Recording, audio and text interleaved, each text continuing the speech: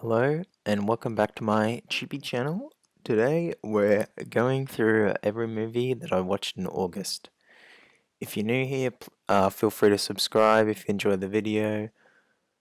And as always, feedback and movie recommendations are more than welcome. I kicked off the month with watching half of The Incredibles 2 for some reason. I remember being really disappointed the first time when I went to the movies to see this, but it's not as bad as I remember. It definitely feels less impressive and less important than the original. Part of my problem with a lot of the current Pixar movies is there's no sick bits. There's no bit in this that feels on par with like the kid in the driveway in the first one, or Mr. Incredible just pummeling his boss through like 12 walls or whatever, or Frozone freezing that cop. There's no awesome shit like that, which is a bit of a shame. The opening sequence is awesome. We find out what happens with the mole or whatever he's called, and that bit's really good. And Mrs. Incredible on the motorbike was cool, but it's just not as funny, and it's doesn't when past the opening sequence, it doesn't really feel like it needs to exist. And the villain is so shit. We go from Syndrome to this shitty, just boring villain like Syndrome, like S tier Pixar character, and then the next one it's the Screenslaver, like it's so shit, and it's just ripping off this old X-Files episode, and it's just not cool, and it's not interesting, and it's not as funny. And I know it sounds like I really, really hate this, but the next time that I watch The Incredibles, I'll probably watch this one as well, and it's not that bad, and there are funny bits, but it's just not, like, compared to The Incredibles 1, I mean, if Incredibles 1 is a 5 out of 5, this is a 3. And after that, I was watching a lot of Breaking Bad at this point, and it was starting to weigh me down. I needed something lighthearted, so I put on Night at the Museum, and I was pleasantly surprised by how just fucking entertaining it was. I know this is probably a bit controversial, but I was never really that into Robin Williams. Like, I'd never really seen anything with him in it that I really liked that much. But until this, I was like, holy shit, now I know why people love Robin Williams so much. Like, he was so sick in this. And Owen Wilson as well, as the tiny cowboy, was awesome. I remember watching this as a kid and going, how did they make Owen Wilson look so tiny? All the, like, historical characters are just going crazy, and they're just giving the just fuckedest material, and they're just all going ham. And Ben Stiller, just by comparison, is pretty boring.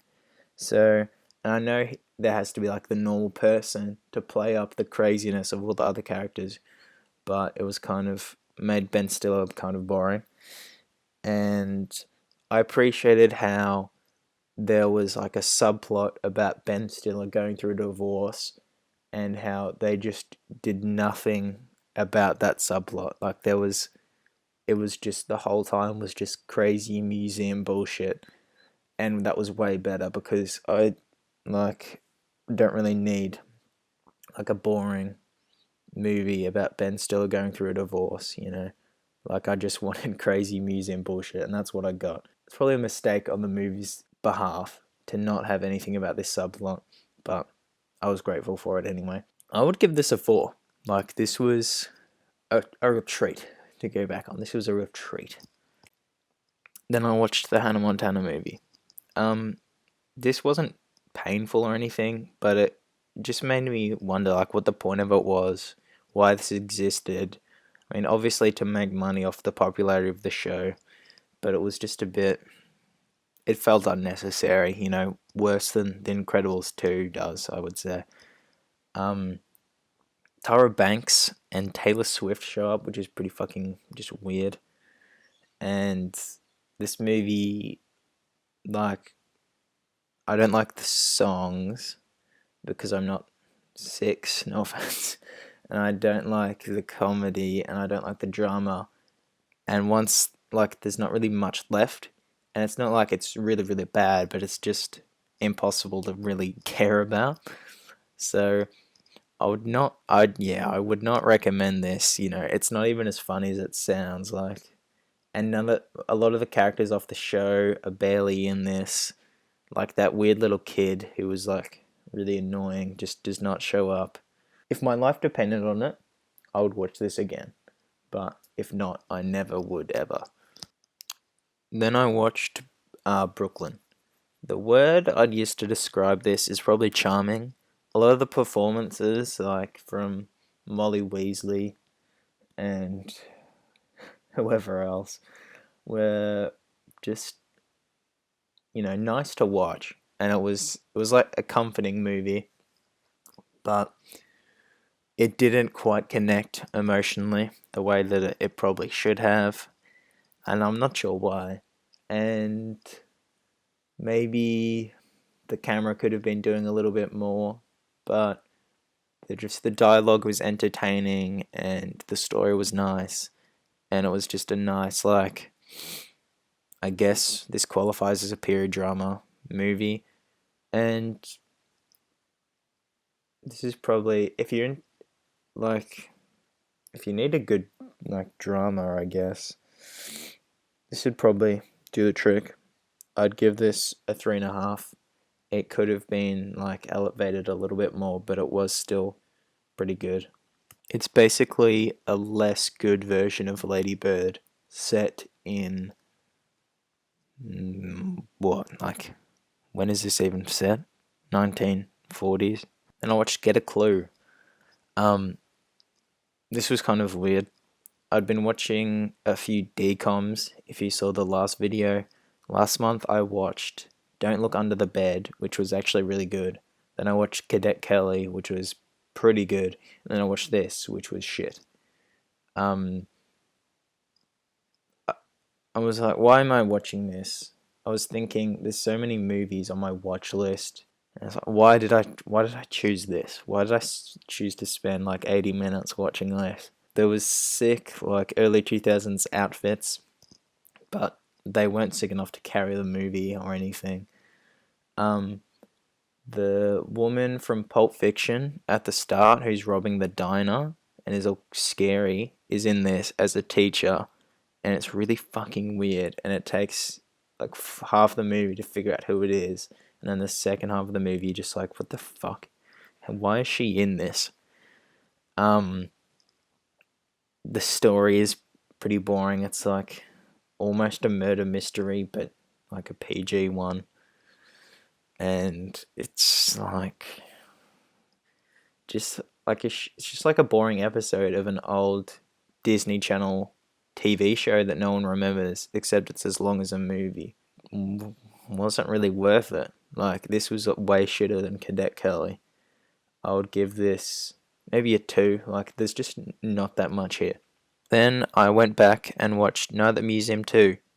I don't know what it is with comedy movies in this era and being so, like, dependent on cameos, but this has so many fucking people in it. It's got 3 people off The Office, and only one of them is sick, but I can't remember her name. But she was fucking sick. Jonah Hill is in this, and he's like probably the best bit. He was actually good somehow.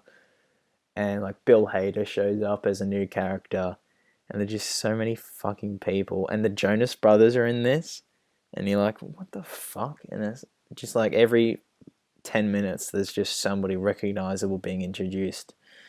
And it kind of got to the point where it's distracting, and it was less prominent in the first one, I think.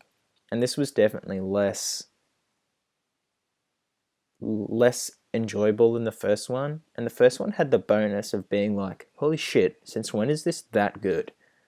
But this was like, okay, it's got big shoes to fill, and it didn't take to the task. It didn't do the job. The character arc for Ben Stiller is probably good, but if I'm watching Night at the Museum, I just want crazy shit to be happening, and I just want Funny Monkey, and I just want Tiny Owen, and I just want based Robin Williams. Robin Williams is so fucking based. Like, he in the first one, he tells Ben Stiller to treat the monkey with respect. So sick. But this is probably like a light 3.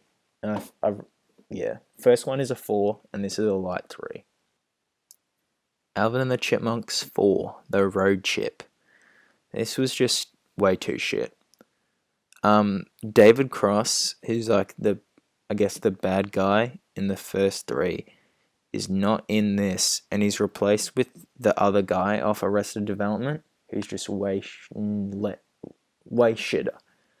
Like, David Cross carries the first 3. Actually, I've never seen the first 3, but he carries the first 2, and it's just boring and not funny and annoying songs, and just the songs are instantly dated. Like, it's only 5 years old, but it's just like shit songs. You're like, oh, I forgot about this fucking annoying song, and you have to hear it in shitty chipmunk form.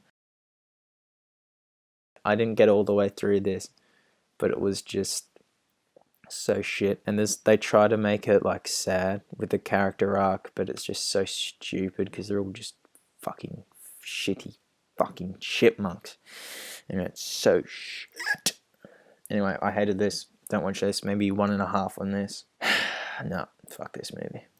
This was like the Scoob of August. This was just fucked. Then I watched Cat in the Hat.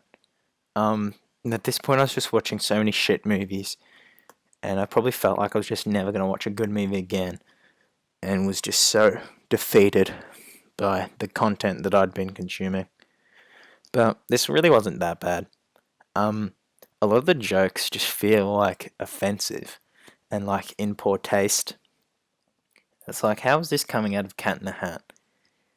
And this is probably the worst Mike Myers performance I've ever seen. Like, he's just so unlikable as the Cat in the Hat, and he looks so gross, and I just don't want anything to do with him. Like, it should have this element of like childhood fun and like, imagination and shit, and they could have easily pulled that off, but they just made it just really unfun. They just made it sad somehow. Alec Baldwin is, I guess, the villain in this, and he's fucking awesome in this. Like, he's so gross, but in the best way possible.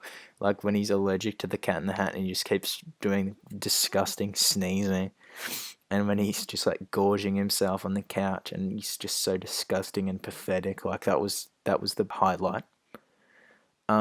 This was the perfect length though. This felt super short. It was like getting a vaccine or something. Like, it was annoying, but it was over before you knew it. It feels a little bit high, but I'm gonna give this a 3. Like, it's batshit crazy enough that it's worth watching, but it's definitely a bad movie. Like, and I'd probably place this a little bit higher than The Grinch, because apart from Jim Carrey and The Grinch, that movie is so fucking boring. But this is at least entertaining, whether it's for the right reasons or for the wrong reasons, depending on the scene. Then I watched Brave, which is one of the only Pixar movies that I haven't seen at least once. And this was so shit. How the fuck was this so bad? Like, how is Pixar capable of making a movie just this nothingy?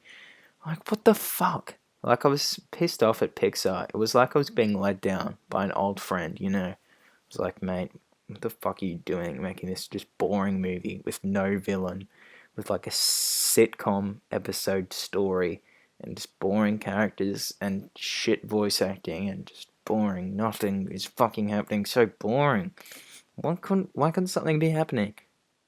Like, this is not the worst Pixar movie ever. It's not worse than Cars 2 or like Toy Story 4, but it was just, it's so clear to see why this never got a sequel. Like, how many Pixar movies are there that don't have a sequel? Like, Coco and Inside Out, and that's it, probably. This was such a shit IP as well. Like, everything else is like, oh, this is cool.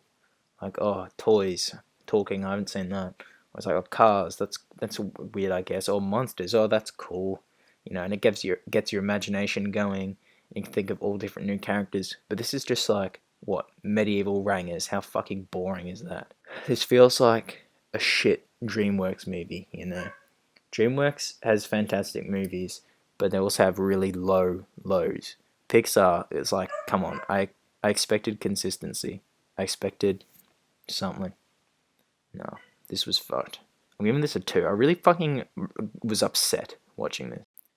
Then I finally watched a actually good movie and put on The Farewell. Um, this was good. The story was nice. It was, emotionally resonated pretty well. But some shots just looked so fucking gross.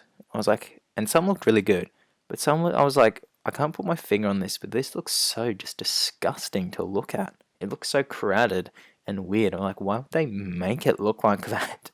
And I was just getting distracted because they just look so fucking weird.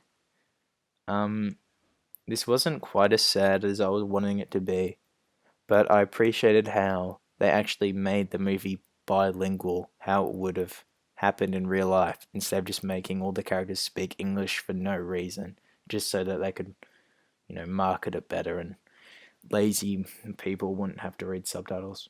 Um, this was pretty good and definitely worth the watch, but not quite. I was expecting something a bit better. I'll give this a 3.5. And I would recommend this. Then I watched Grown Ups 1 for the first time since I was a little kid. Any movie with like jokes every 5 seconds, like this movie, at least a few of them have to land. And with this movie, like everything when they go to the water park is actually a little bit funny. Like there's the guy with the funny voice, or Steve Buscemi shows up, and it's like, okay, this is kind of funny somehow. But apart from that, it's just stupid jokes. It's like boomer jokes because the whole movie is like, oh, kids these days, they don't go outside.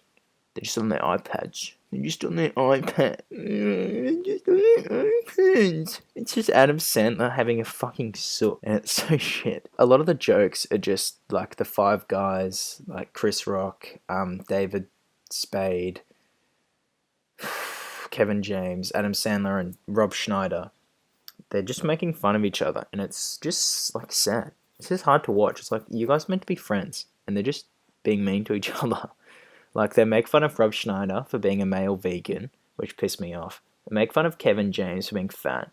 Like, Adam Sandler calls Kevin James fat. And it's like, what the fuck, bro? Like, have you looked in a mirror? David Spade is like a disgusting pervert, and Chris Rock just does nothing. But Chris Rock is barely in this. The other funny bits is when they get kids to swear. And it's like, that's just cheating, because getting kids to say just weird shit is automatically funny, and it doesn't take anything, but it is pretty funny.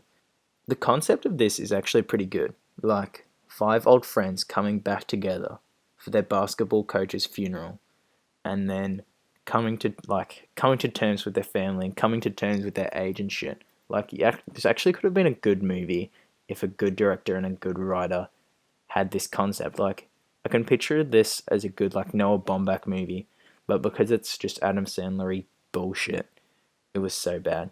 I didn't watch the last half an hour, so maybe there's a really good half an hour where they're like, you know what? I need to treat my friends with respect. I need to work to understand the younger generation instead of just being a shit boomer. But I doubt that happened, and it probably just had some stupid ending. I'm giving this a 1.5. This movie made me embarrassed to be a male, and it made me sad that I spent time as a kid watching this, especially since it's pretty inappropriate for children. Then I watched Shark Tale. Holy shit, this is probably like, at this point, this is probably like the best of the month so far. I was so surprised. A lot of people put this at the bottom or towards the bottom on their like ranked DreamWorks lists, but I think that's fucked up. I think this is like A tier at least, solid A tier. When B movie became a massive meme 2 years ago, people were like, "Oh, this movie is actually kind of good." Like B movie is kind of unironically good, but the same thing never happened to Shark Tale, and Shark Tale deserves it way more. The story is it's literally like The Godfather mixed with Uncut Gems, mixed with some other bullshit. Like, it's so hyperactive in a good way because you never get tired of something because there's always just some random fucking arc or subplot happening. Obviously Martin Scorsese is in this, and he's actually fucking good. You're like, oh, Martin Scorsese, how could he be good at pretending to be a fish? But he's so good. And I was like, oh, sick, he's good. How is he actually fucking good? Robert De Niro, Jack Black, Will Smith, Angelina Jolie, Missy Elliott cameos, like fucking so many random people are in this, which is always the case with DreamWorks, but it feels like different here because I guess because it's just shittier. There was just so many sick moments, a lot of genuinely funny jokes, a lot of crazy shit. Like it was just so entertaining, and it was just hitting so well somehow. It was just like so. It was so fucking good to watch. I don't know how, but I was like, I felt like I could do anything out of this movie. It was like a drug. It was like right in front of my face, and it was just this crazy shark shit happening. And it was the like best experience I've had with a movie in maybe since like Another Museum one. Like this is the most entertained I've been since then. I really fucking love this. Like watch this again. Doesn't not even as a meme. Like this movie is good. Like this is better than B movie. This is so good. It's not as good as it's not as good as Shrek 2 or Road to El Dorado or other DreamWorks shit, but it's better than Madagascar. It's better than Ants. I don't know. It's better than other shit. This is fucking good. 4 out of 5. Watch this fucking movie again. It was sick. It went ham. It went pog. It was based AF. LMAO. Ruffle. Madagascar 2. Not as good as I remember. Pretty good. Funny moments. The penguins are still good in this, and the crazy old lady with like a handbag and everything who like bashes up Alex in number 1. It's still funny. But this didn't quite do it for me. I don't know if I've seen it too recently, but a lot of the like character stuff felt pretty boring and felt like it was just the same as the first one. Like Alex and Marty having a bit of like a falling out. That happens in the first one, and it happens in this. And it's like, the guy's gonna show me something new. Like all the stuff about Marty's childhood and like Alex's family and Alex's childhood is just super boring and like, okay, sorry, but I don't really care about Alex the Lion's backstory, you know. At least Melman. Melman's the sick one. Melman should have had the big backstory. All the Madagascar movies feel like they're like 50% really fucking good, and the other half is just really boring. Like when you rewatch Madagascar 1, it's just like the first 40 minutes is just them hanging out at the zoo still, and you're like, are they ever gonna fucking leave the zoo in this fucking movie? This was still a 3. This was like, if you're gonna watch a DreamWorks movie this month, watch fucking Shark Tale. Don't watch Madagascar 2. Then I watched Red Dragon. This is, I guess, a Silence of the Lambs prequel, and it's a Manhunter remake, which I didn't realize until I put it on. In the first 15 minutes, I was like, oh, so it's Manhunter. Oh, I've already seen this. And it was way easier to follow than Manhunter. Manhunter was really confusing. I don't know if I'm just an idiot, and because I haven't read the book or anything. But it didn't have the 80s-ness of Manhunter. Manhunter is like a sick 80s soundtrack and is super retro and has a more, I guess, like crazy director. But this was kind of nothing. Well, I mean, visually, there wasn't that much happening and was just a bit vanilla. But the story was really cool. I saw a review that said that Edward Norton was carrying, which I'm just going to hard disagree with. Edward Norton is boring in this. Edward Norton is a nothing character in this. He could have been played by anyone. He doesn't go through anything. He doesn't change. He's just like a Lego mini figurine. He's like a Lego character. He's just nothing. He's just blank. He should have been played by Chris Pratt from the Lego movie, but like Lego form. A few things just did not make sense in the plot. The third act is sick. The climax was really satisfying. Voldemort is in this. It was sick. It was way scarier than actual Voldemort. And I kept thinking about the Grand Budapest Hotel, which also has him in it. And I just kept thinking about that movie. And then this movie was really scary, but I kept thinking about the Grand Budapest Hotel. And it was like I was watching them both at the same time. And it was just kind of gross. Yeah, lots of sick moments, lots of tense moments. But I would have liked to have cared about the characters a little bit more. And I would have liked if this movie wasn't pretending to be so smart. I don't know what it is with movies in this genre and pretending like they're trying to say something, But it's like, just fucking get to the point. Just show us crazy shit. Like, you don't need to make it about religion or whatever the fuck. Just show us cool shit. Like, we don't give a fuck. 3.5. Probably secretly better than Manhunter, but not as good as Silence of the Lambs. I put The Shining on to help me fall asleep, which is probably a bad idea. I don't know why I chose that. Like, it's pretty scary. Yeah, this is sick. It looks fantastic. This is one of like the best looking movies I can think of. Um, but I feel like I've seen it too many times, and it's so simple and so like iconic that it feels like you've seen it a million times before you even actually sit down and watch it for the first time. Shelley Duvall and Jack Nicholson are obviously sick and going ham, but the kid in this fucking sucks. I don't know why they picked just like he's a good facial actor, but just all the shit he says is so stupid. I don't know if it's the writing or the kid, but he fucking sucks. And he's like, I hate the kid.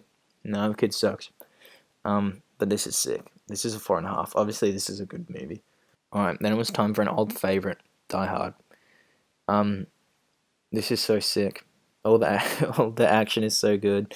It's really fun to look at. I like how grounded it is. I mean, people say this a lot, but it just feels like it's, one guy versus, a dozen terrorists all in one building, And it's not like action movies today where it's all sci-fi shit and it's like Transformers and they need to save the entire world and the stakes are too high and it just goes to the point where it's so over the top that you just stop caring. Like, this is like, okay, we know the stakes. It's this guy's life and this guy's family and this building full of people, and that's what he's fighting for. And the movie never loses sight of that, which I think is a great way to make a movie. Things today are just too far, too over the top, too boring, and it makes the action more boring, and it makes the story less tangible and less fun to watch. This is perfect length. Nothing is wasted. Straight to the point. It's memorable. Obviously, it's an iconic movie. It deserves to be as famous as it is. It deserves to be like top 3 action movies. Of it, obviously, I consider this a Christmas movie, and it's one of the best for that. This is just so sick. There's just so many good moments, so many inventive moments, so many creative moments. This is a 5. I'm calling it first 5 of the month, first 5 for August. This is like the perfect action movie. You know how music reviewers always like, oh, the Beatles, they're the perfect pop band. Revolver is the perfect pop album. That's how I feel about this with action movies. Shark Tale had me wanting to go back to B-movie. And it was kind of good. It wasn't as good as Shark Tale, but it was pretty good. The first act really sucks. It's like almost entirely just B jokes and takes forever just setting up this world. And it just feels like I've seen it a million times and it was so fucking boring, the first act. And Jerry Seinfeld's friend is played by Matthew Broderick, and he's super boring in this. And it made me wish that George off Seinfeld was in this, and that Barry Benson's parents were played by the parents off Seinfeld, and that they just made this like a Seinfeld remake with bees. Would have been so much better. Like, just make every character off Seinfeld, every voice actor. That would have been awesome. But they didn't do that. Wasted opportunity. Fuckwits. Yeah, but once they get out of like the beehive and they move away a little bit from the bee angle, this movie picks up hard. The political messaging, I kind of just could not be fucked paying attention to it, and it was really confusing. I just couldn't be bothered figuring out what the actual message or thesis was meant to be. Patrick Warburton off like Family Guy and Emperor's New Groove and everything, Kronk, if you don't know his name, is sick in this. Like, best character in this, best performance in this. He's given the best material and he does the most with it. His voice acting is sick. S tier again, S tier DreamWorks character. Yeah, lots of actually funny bits, but also just too unfocused and too confusing and like too complicated. Like, did we really need like capitalism commentary that just goes forever in this? This deserves to be enjoyed ironically. Like, this is better as just a normal movie than as a meme. Like, can we just move past like DreamWorks memes? I hate that every single DreamWorks movie has to just be memed into oblivion. But this was good. This was, lots of people hate this one as well, but this is good. And I watched The Big Lebowski for I think the third time in my life. This is just so good. I didn't realize until this watch, but this is like the best fucking script of all time, probably. Um, I felt like I had seen it a bit too many times, and that I was like, there's no really surprises, but it still isn't enjoyable. The characters feel like old friends. This was comforting to watch. It's not as like, it was funnier.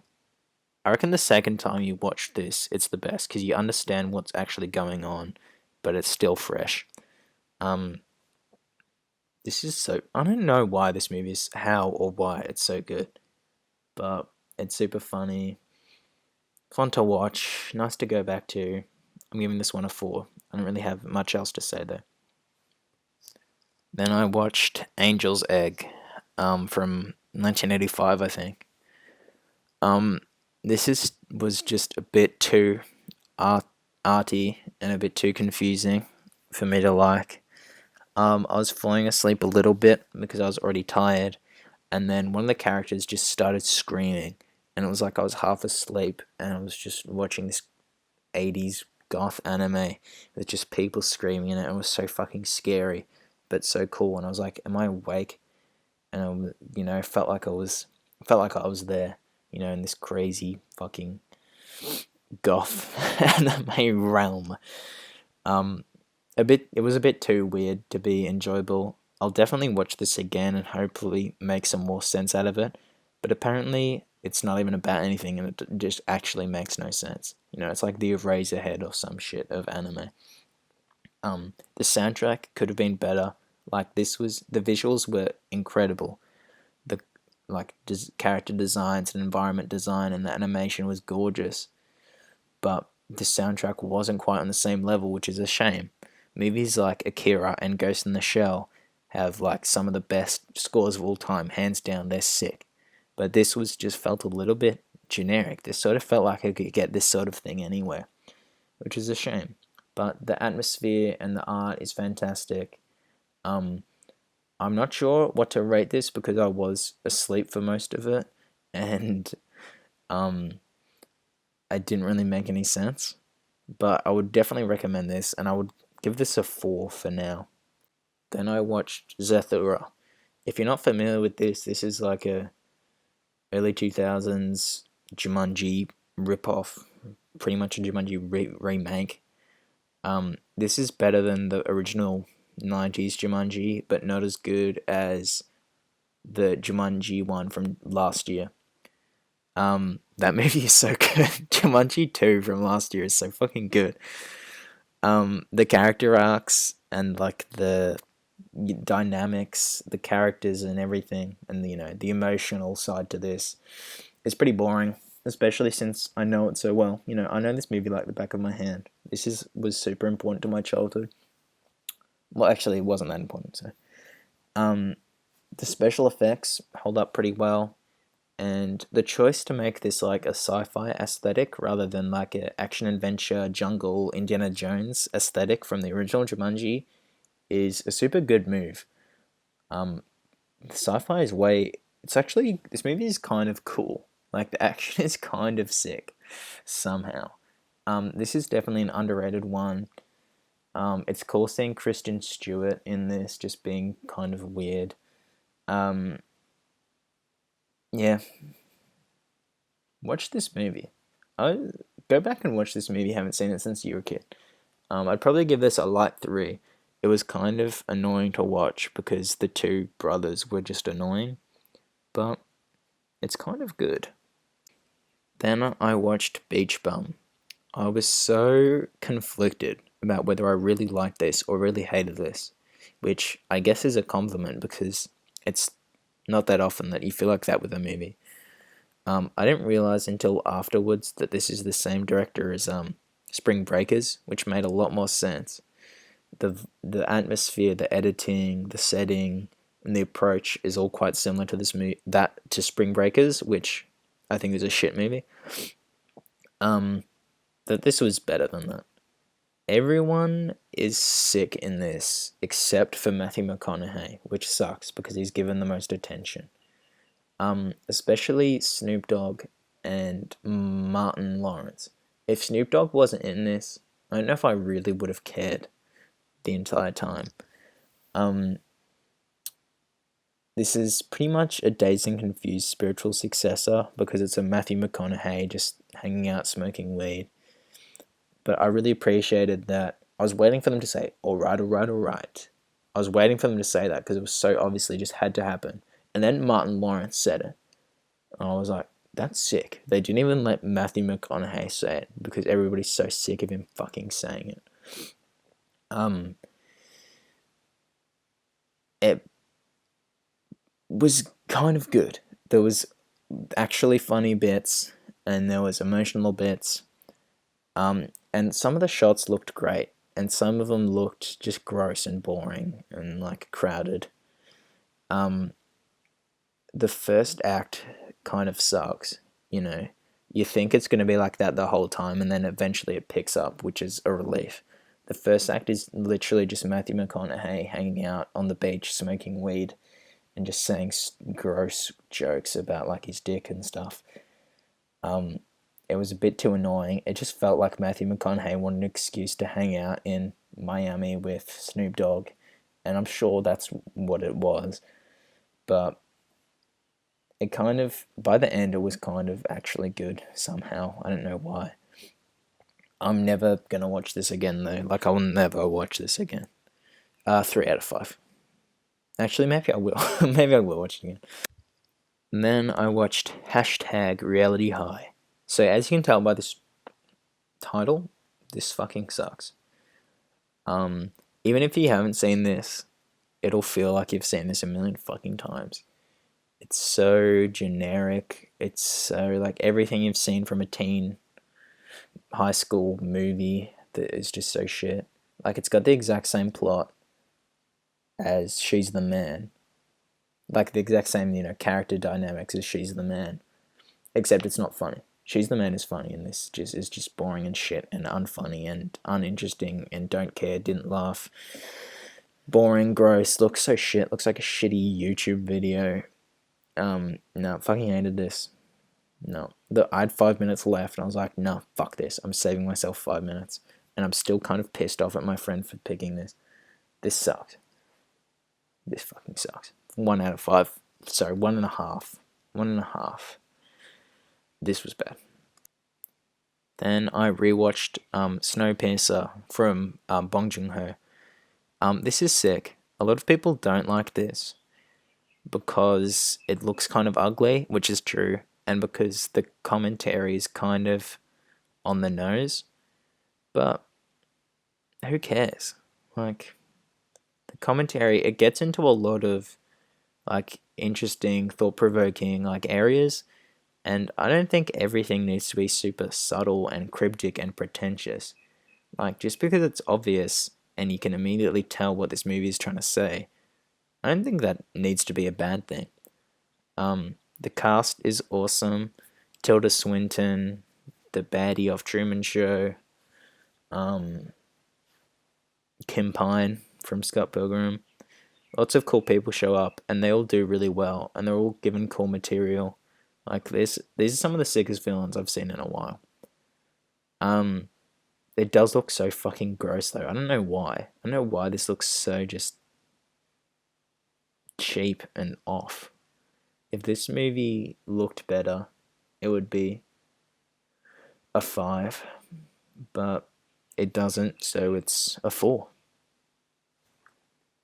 And it was less entertaining than the first time I watched it. I'll say that because there were no real surprises or anything. Then I watched the first 2 Twilight movies. I kind of liked the first one. The soundtrack is super nostalgic from these movies, but I never actually watched them. It kind of it takes 50 minutes until you're like, okay, Edward's a vampire. And that would be fine if you're watching this in 2008 or whatever, and you somehow didn't know that. But because it's 2020 and everyone in the universe knows that, it was like, oh, okay, so there's just like nothing happening. And then they. It's interesting seeing the rules of the vampires and how the vampires live, but the romance, obviously, the romance isn't that interesting. The characters aren't that fun. It's not. It was funny. There was actually funny moments somehow. I was really surprised by how funny this was. But the second one fucking sucks. The second one turns into an action movie. It's just Bella hanging out with Jacob. Jacob sucks. Super boring. Pretty grotty as well. Some of the implications of the romance are kind of gross. And cringe. But this movie, like, it's not the worst thing ever. I would give the first one a 3.5, honestly. The first one's kind of good, even though nothing's happening. But the second one, I was just so over it. The second one is a 2 out of 5, and I would not recommend number 2.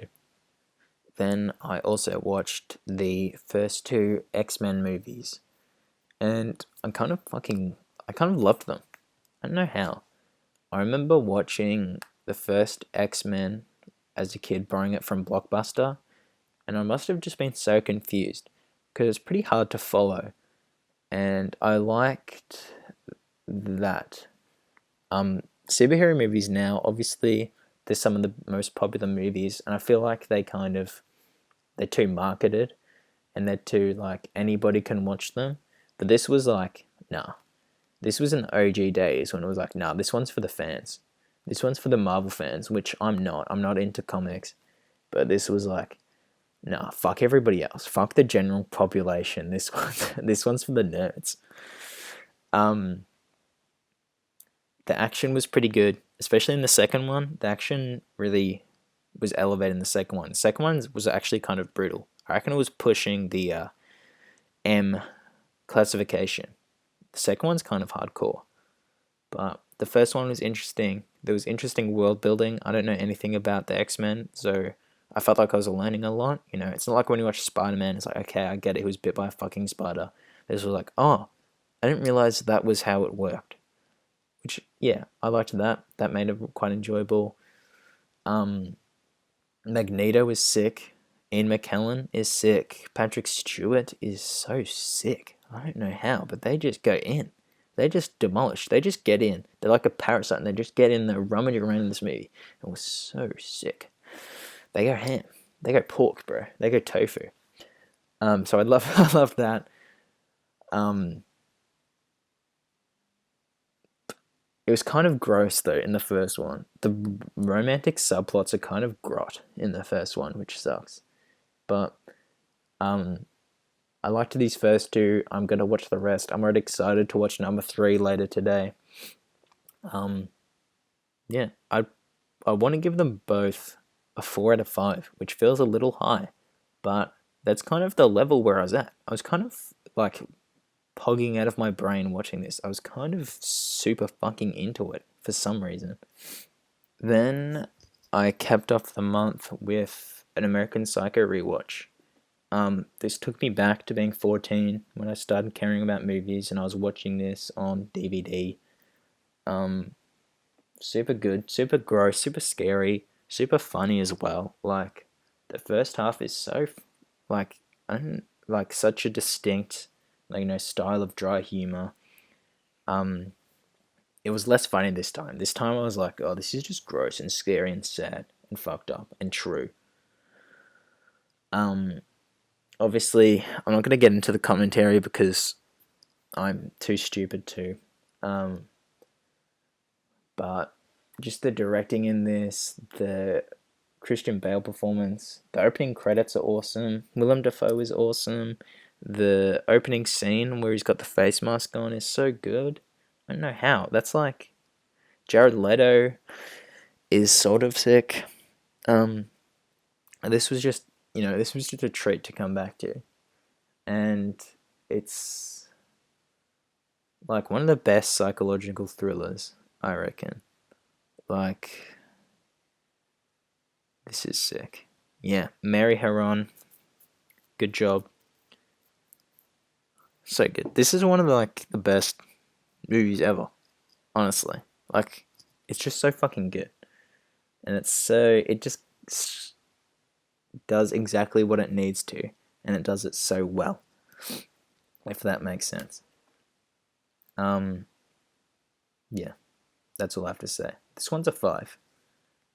I wish I could go into more about why, but I don't know why. Okay, so that was everything. Best of the month was probably, obviously Die Hard, Big Lebowski, American Psycho.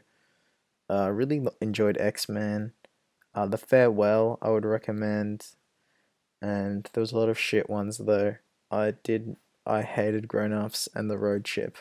And Brave. Fuck those three. Stay away from those. But apart from that, thanks for watching, guys. Yeah, feedback, leave recommendations, go ahead. Thanks for watching.